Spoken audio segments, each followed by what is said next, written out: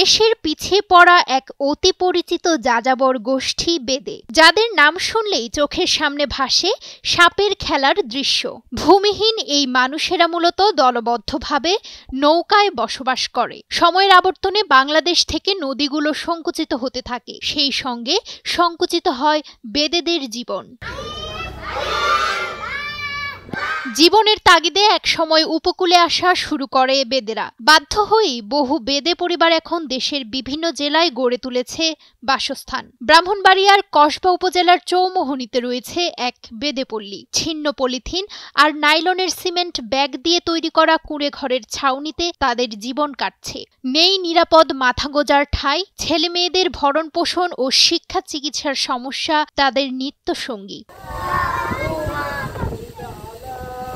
অবহেলিত এই বেদে সম্প্রদায়ের মাঝে দুটি নতুন মক্তব চালুর উদ্যোগ নেয় এলাকাবাসী। এই উদ্যোগ সফল করতে এগিয়ে আসে হলি কোরআন ফাউন্ডেশন। গেল 11 জুন বুধবার ফাউন্ডেশনটির উদ্যোগে বেদেপল্লীর পুরুষদের হাতে কোরআন শরীফ এবং শিশুদের মাঝে কোরআন শিক্ষা বই বিতরণ করা হয়। শুরু হয় বেদে শিশুদের মাঝে কোরআনের আলো ছড়িয়ে দেওয়ার কার্যক্রম। আমরা বেদে জাতি জায়গায় জায়গায় থাকি, এমনকি আমাদের বাচ্চা কাচ্চা লেখাপড়া করাইতে পারি না। কোনো লোকে এরা কোনো খবর টবর নিতেছে না।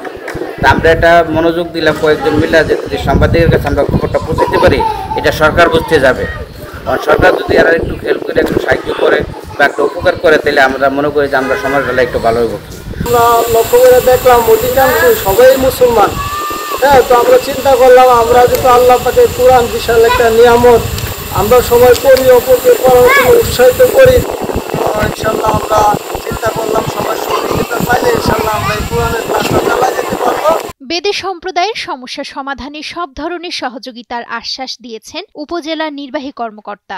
তাদের জীবনযাত্রার যে পরিবেশ সেটি অবশ্যই আমি ভিজিট করব। তাদের বাচ্চাদের যদি শিক্ষার কোনো পরিবেশ না থেকে থাকে তাহলে তারা যাতে স্কুলগামী হতে পারে সে বিষয়ে আমি অবশ্যই এই বিষয়টা আমি দেখব। একই সাথে তাদের স্বাভাবিক জীবনযাত্রা, তাদের যে সরকারি যে সুযোগ সুবিধাগুলো, যদি তারা সেখানে স্থায়ী বাসিন্দা হয়ে থাকে তাহলে তাদের নাগরিকত্ব, তাদের জন্ম নিবন্ধন বা তাদের ভোটার আইডি কার্ড, এগুলোর যে বিষয় আছে সরকারি বিধিবিধান মেনে যদি তারা আমার কাছে চায় বা আমাদের উপজেলার কাছে আবেদন করে, এগুলো যাতে তারা খুব নির্বিঘ্নে পেতে পারে, কোনো রকমের মিডিয়া ছাড়া, সেজন্য আমি সেখানে অচিরেই ভিজিট করব। সরকার ও সচেতন নাগরিকদের সম্মিলিত প্রচেষ্টায় পারে এই যাযাবর সম্প্রদায়কে মূলধারায় ফিরিয়ে আনতে, নিশ্চিত করতে তাদের জীবনমান ও আর্থসামাজিক উন্নয়ন।